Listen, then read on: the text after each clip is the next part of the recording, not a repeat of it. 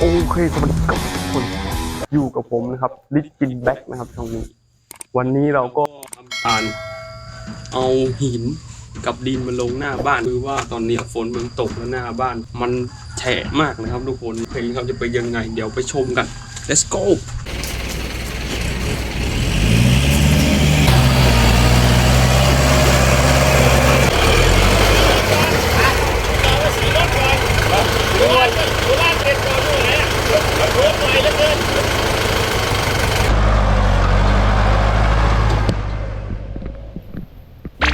ของไปให้เขาดื่มสักหน่อยเป็นของเย็นๆเป็น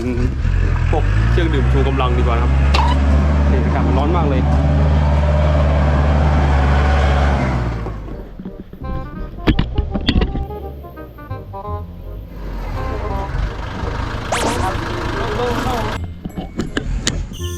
ช่วยกันไปนะทุกคนอากาศมันร้อนครับแบบนี้ช่วยอะไรกันได้ก็ช่วยกันไปครับทุกคน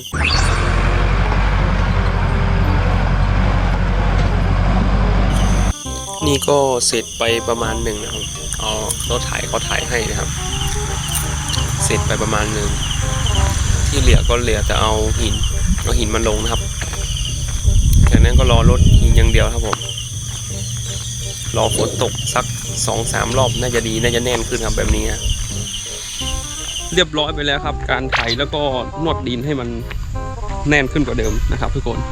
เป็นไงบ้างนะครับเดี๋ยวจะต่อด้วยหินอีก1 ลำนะครับเพื่อเอาลงหน้าดินเพื่อเอากบหน้าดินไม่ให้ลื่นนะครับฝนตกมันจะได้ไม่ลื่นเท่าหินมาลงถ้ามันไม่มีหินนะทุกคนมันจะเขาเรียกว่าเนี่ยครับมันไม่มีหินมันจะแฉะหมดเลยนะครับรถมันจะเข้ายากอะไรประมาณนี้ครับทุกคนผมก็เลยคิดว่าเดี๋ยวหินมาลงซ้ำอีกประมาณสัก2 ลำนะครับผมตอนนี้ก็กำลังโทรสั่งหินก่อนนะครับทุกคนโอเคนะครับเดี๋ยวเราเอาไปรอหินมาลงกันดีกว่านะครับผมมาแล้วครับรถหินมาแล้วโอเคพี่ไหลไปเลยพี่ไหลไปยาวๆแบบอย่างละน้อยจะหน่อยพี่ได้เกี่ยง่ายๆไงเอาลงไปอย่างเงี้ยเอาลงทีเดียวมันเกี่ยยากครับพี่ยาวไปครับ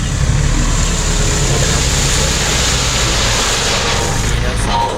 เสร็จนี่เราก็ไปเริ่มเกี่ยกันได้เลยเนี่ยครับคือที่ผมเอาหินมาลงนะครับท่านผู้ชมคือว่าดินตรงเนี้ยมันเป็น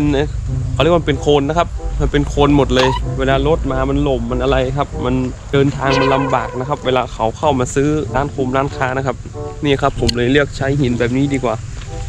มันจะโอเคกว่านะครับสำหรับท่านใดที่เห็นคลิปนี้แล้วก็จะนำไปใช้ก็ใช้ได้นะครับเพราะผมก็ไปดู YouTube มาอีกทีนึงที่เขาเอาหินมาลงทีแรกผมก็แก้ปัญหาคือทำยังไงดีเอาหินมาลงอะไรประมาณนี้ครับเดี๋ยวเราก็จะได้เริ่มทำการเกี่ยหินให้มันได้ที่ครับให้มันเป็นระนาบแล้วก็จะนวดหินให้มันแข็งหน่อยต้องเอารถนวดอีกประมาณสัก2 ลำรอบให้มันแข็งครับมันจะได้ไม่หล่มเวลาฝนตกโอเคยังไงก็ไปรับชมกันได้เลยลุย